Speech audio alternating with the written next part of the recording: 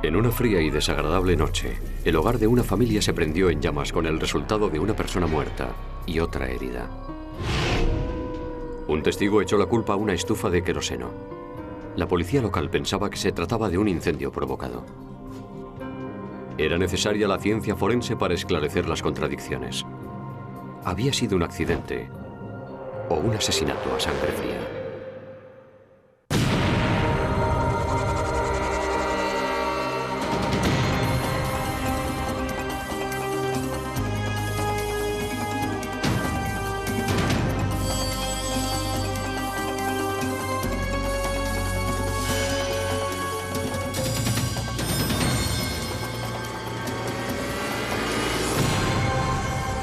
Crímenes imperfectos.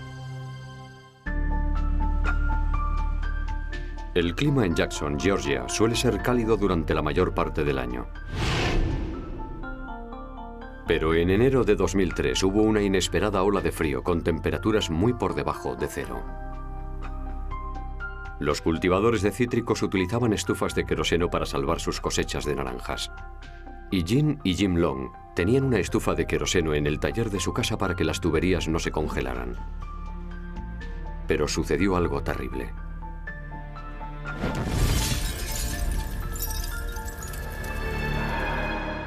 Cuando llegaron los bomberos, la casa estaba ardiendo. Jean Long había escapado al fuego, pero su marido Jim se había quedado atrapado entre las llamas. Mi suegro vino a despertarnos y nos dijo llorando: hay fuego en casa de vuestro padre. Y la cosa es grave. La casa estaba en llamas. Fue impresionante. Los bomberos registraron los alrededores de la casa, pero no había señal alguna de que Jim hubiera escapado. Yo pensaba que mi padre saldría en cualquier momento, pero no.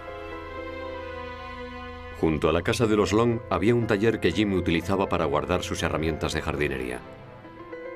El taller también estaba en llamas. Una vez extinguido el incendio, los bomberos se abrieron paso entre los hierros retorcidos y encontraron el cuerpo de Jim Long, de 53 años. Parecía imposible creer lo que estaba pasando. Era realmente duro. Casi como una pesadilla de la que quieres despertarte. Jean fue trasladada a un hospital donde la atendieron de las pequeñas heridas que había sufrido. Una de ellas en la barbilla. Jean dijo a la policía que su marido intentó llenar la estufa de queroseno y que entonces se produjo una explosión. Él estaba rodeado de llamas. Ella intentó apagarlas con las manos y se le prendieron los guantes. Aterrada, Jean dijo que corrió hasta la casa para llamar a los bomberos. En el lugar del incendio, los investigadores encontraron los restos de la estufa de queroseno.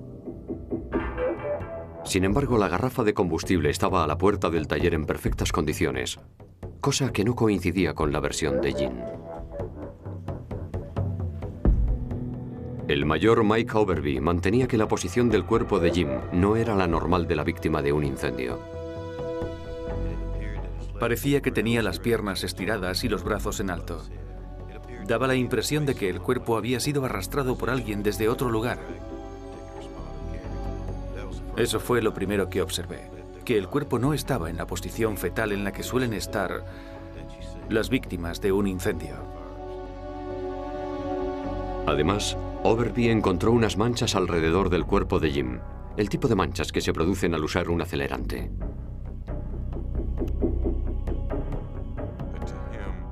Eso indicaba que James Long había estado tendido en el suelo, que le habían rociado con gasolina o algún acelerante intencionadamente y le habían prendido fuego. La autopsia de Jim reveló una prueba más, que ya estaba inconsciente cuando se inició el incendio.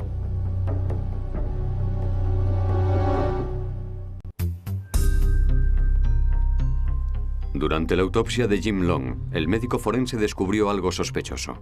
En sus pulmones no había la cantidad de humo y hollín que suele encontrarse en la víctima de un incendio. En la sangre del señor Long no se encontraron las sustancias características de alguien que ha muerto por inhalación de humo. Había hollín en su garganta, pero no había respirado humo suficiente para provocarle la muerte. Y Jim también había sufrido una fractura de cráneo. El doctor Bill Bass, un famoso antropólogo forense de la Universidad de Tennessee, dio su opinión sobre el caso. Observamos 3 fracturas que parten del mismo punto, es decir, del agujero que tiene en el cráneo. Eso nos indica que ha sufrido un traumatismo que no tiene nada que ver con el incendio. Se determinó que la muerte se había producido por lesiones térmicas y traumatismo cráneoencefálico. La conclusión fue que se trataba de un homicidio. El investigador de homicidios mayor Michael Overby pidió a Jean Long que explicara lo que había sucedido la noche del incendio. Jean dijo que su marido estaba llenando la estufa con queroseno y que explotó. Usted dijo que él encendió la estufa. Bueno, no la encendió. La estaba rellenando de combustible. ¿Cuál? Queroseno. ¿Cómo era el contenedor? Era rojo. Sin embargo, la garrafa de plástico rojo había sido encontrada fuera del taller. ¿Cómo es que luego estaba dentro? Overby observó que Jim estaba con las piernas y los brazos estirados cuando lo encontraron. Debajo del cuerpo de Jim había varias latas de aerosol. Había una debajo de su cabeza, había otra debajo de su pierna derecha y otra debajo de la espalda. Eso me pareció extraño. Me dio la impresión de que se había utilizado algo para que el cuerpo ardiera más rápidamente. Las manchas sobre el suelo de cemento alrededor del cuerpo también eran sospechosas. Estas manchas son muy características. No se pueden confundir con ninguna otra mancha. Se suelen producir en suelos de cemento cuando se vierte sobre algo un acelerante como la gasolina. ¿Me comprende? Jim dijo que había llamado a los bomberos desde el teléfono de la casa, pero los investigadores descubrieron que la puerta estaba cerrada. Si Jim había cerrado la puerta al salir, era evidente que no tenía ninguna prisa por salvar a su marido. Su marido estaba rodeado de llamas en el interior del taller. Ella sale corriendo pero cierra la puerta. Para mí, ese es un detalle muy importante. ¿Cree que el jurado se va a creer esto? Yo le aseguro que no. El mayor Overby pidió a Jim que se sometiera a la prueba del polígrafo y ella aceptó. Le preguntaron directamente si había rociado a su marido con gasolina, si le había quemado. Falló la pregunta, no dijo si ella estuvo presente cuando le asesinaron. Los investigadores descubrieron que Jim estaba enfadado con su mujer porque todos los años pasaba mucho tiempo en Kansas visitando a su familia. También corría el rumor de que Jim estaba pensando en abandonar a su mujer. El mayor Overby creía que en la noche del incendio, la pareja había estado hablando de divorciarse, lo que dio lugar a una discusión. Nuestra opinión era que había problemas conyugales entre el señor Long y su mujer. Yo creo que la quemadura de la barbilla se la había hecho él. Y que las fracturas en el cráneo se las había hecho ella con algún objeto contundente. Overby mantenía que Jim roció a Jim con gasolina y le prendió fuego. Y después, sin darse cuenta, sacó la garrafa de combustible del taller al salir para pedir ayuda. A mí me parecía que era un sólido caso circunstancial. Consideraba que habíamos eliminado cualquier otra explicación razonable de su muerte. Al día siguiente del funeral de su marido, Jean Long fue acusada de homicidio e incendio provocado. No parecía impresionada. En su momento no hizo ninguna declaración, se comportó como si se lo esperase. Jean dijo a sus abogados que en el taller se produjo una explosión y que en las cenizas tenía que haber pruebas que lo demostraran.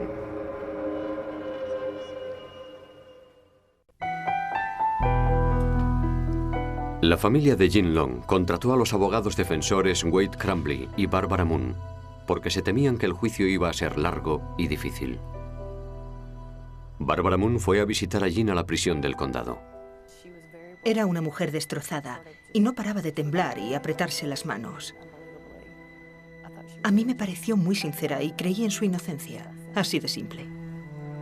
Una semana más tarde, la iglesia de Jin consiguió recaudar el dinero para la fianza. La familia de Jin insistía en que ella y Jim formaban un matrimonio feliz.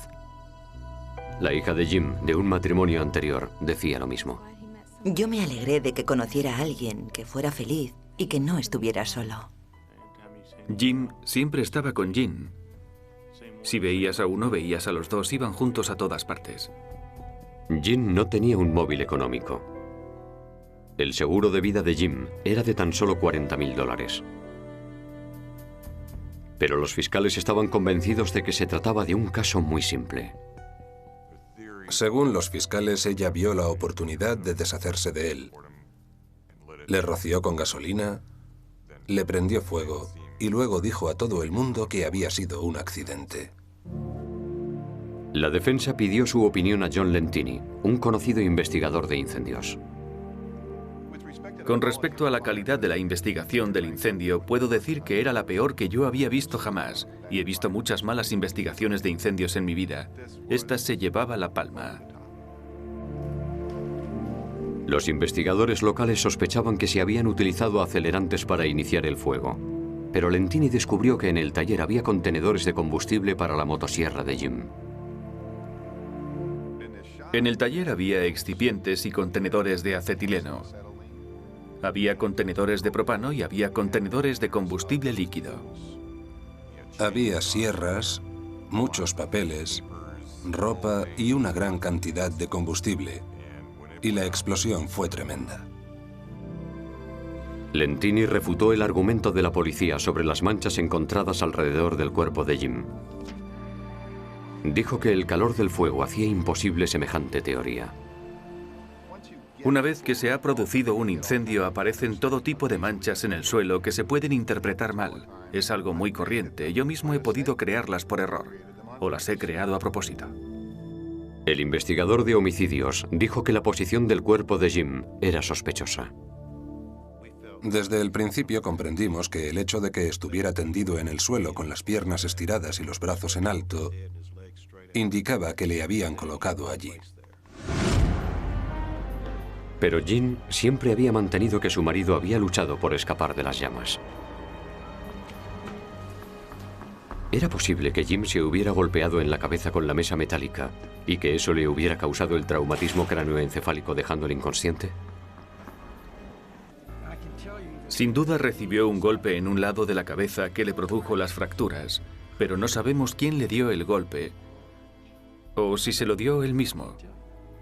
Pudo haber caído sobre la mesa metálica. Lentini sostenía que la acusación de homicidio e incendio provocado había sido precipitada y que la culpa había sido de la estufa de queroseno. Lo que se hace es llenar esto de queroseno o diésel y se mete una mecha dentro. Lo que ocurre cuando está encendida la estufa es que se genera una gran cantidad de hollín y este se prende como si fuera carbón. Así que, si no se deja enfriar el tiempo suficiente, puede resultar muy peligroso. Sorprendentemente, la cromatografía de gases de los residuos de la estufa identificó el combustible como gasolina y no queroseno. Para que el queroseno se prenda hace falta más calor. La gasolina prende a muy baja temperatura. La diferencia de combustibilidad entre la gasolina y el queroseno es tremenda, y yo he visto muchos casos en los que la gente había utilizado gasolina en estufas de queroseno provocando impresionantes incendios. Jim dijo que habían utilizado la estufa fuera antes de trasladarla al taller. Como 4 litros de gasolina equivalen a 20 cartuchos de dinamita, Cuando Jim vertió la gasolina en la estufa ya caliente, se produjo una fuerte explosión, tal y como había dicho Jim. Los residuos de gasolina en el interior de la estufa eran una prueba física y la versión de la señora Long era una prueba testifical. Todo encajaba. No era posible que ella se lo hubiera inventado. La garrafa de combustible encontrada fuera del taller, que les había parecido sospechosa a los investigadores, contenía queroseno, lo que demostraba que este no había tenido nada que ver con el incendio. Los fiscales seguían creyendo que Jim Long había asesinado a su marido. Pero, ¿qué versión creería el jurado?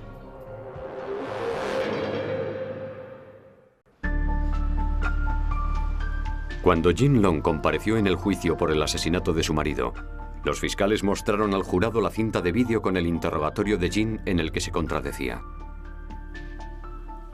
Y entonces se cayó al suelo. Eso fue lo que usted me dijo, Jim. Solo intento recomponer todo lo que había dicho usted para buscarle sentido y no lo encuentro. Para mí no tiene ningún sentido. No, no lo tiene. Entonces, ¿cómo espera usted que lo entienda? Pero los abogados defensores utilizaron la misma cinta de vídeo para demostrar algo diferente. El mayor Overby recurrió a la técnica estándar de la policía cuando acabó el interrogatorio y abandonó la sala con el vídeo aún funcionando. A veces, en una situación así, el sospechoso dice algo que le incrimina.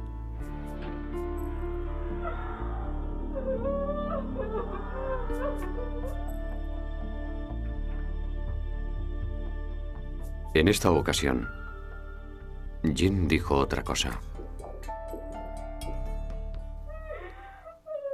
Dios mío, ayúdame. Ayúdame a explicárselo. Tú sabes que yo no lo hice. Lo que el mayor Overby esperaba que ocurriera se volvió contra él. Él confiaba en que ella dijera algo que la incriminase, pero lo que hizo fue recurrir a Dios y suplicar ayuda para poder soportar aquel interrogatorio hostil. La defensa mantenía que el incendio había sido accidental, que Jim Long llenó por error la estufa de queroseno con gasolina, causando la explosión. Jim, angustiada, intentó apagar el fuego y al ver que no podía, corrió a pedir ayuda. En un momento determinado, Jim se golpeó la cabeza con la mesa metálica, lo que le fracturó el cráneo y le causó la muerte. La defensa no dio ninguna explicación al hecho de que Jim cerrase la puerta al salir de la casa. Solo dijeron que era una costumbre, que lo hacía siempre que salía de la casa. Jim Long pidió subir al estrado para hacer su propia defensa. Se mostró muy auténtica, aterrorizada con lo que estaba pasando, por tener que revivir lo que había sucedido aquella noche. El jurado no hizo caso de los resultados del polígrafo.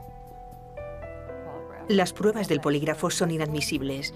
Son inadmisibles por una razón. No son fiables y punto. La familia de Jim dijo que la medicación que estaba tomando podía haber influido.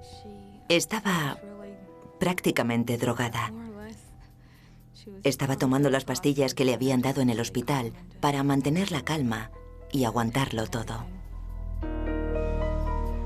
Después de 8 días de declaraciones, el jurado estuvo deliberando tan solo 3 horas antes de comunicar su veredicto. Declararon a Jim Long inocente de todos los cargos. Este caso nunca debió darse. Debieron haber consultado con un experto. Mi especialidad es la interpretación de crímenes violentos y la reconstrucción de la escena en que se ha producido un crimen. Hasta la fecha, el mayor Overby sigue sin aceptar el veredicto ni las conclusiones de Lentini sobre el incendio. Hoy sigo estando tan convencido como cuando se celebró el juicio de que ella mató a su marido. Creo que fue un asesinato. Lo que sigo sin entender es por qué el jurado decidió lo que decidió. Después del juicio y del veredicto de inocencia, Jin Long se trasladó a otro estado y está intentando rehacer su vida. Aún está afectada. Se esfuerza mucho por no pensar en el juicio y controlar sus emociones. Los restos de la casa y el taller de Jim y Jin Long aún siguen en pie. Son una prueba de que la ciencia forense no solo sirve para condenar a los culpables, sino también para proteger a los inocentes. Me gustaría poder evitar que esto le ocurriera a otra familia.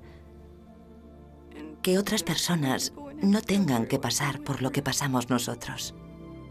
Lo que necesitamos en nuestro sistema judicial es que el Estado tenga pruebas de que es un incendio provocado, y en este caso no las tenían. No es que hubieran acusado del crimen a una persona inocente. No hubo ningún crimen. Fue un accidente.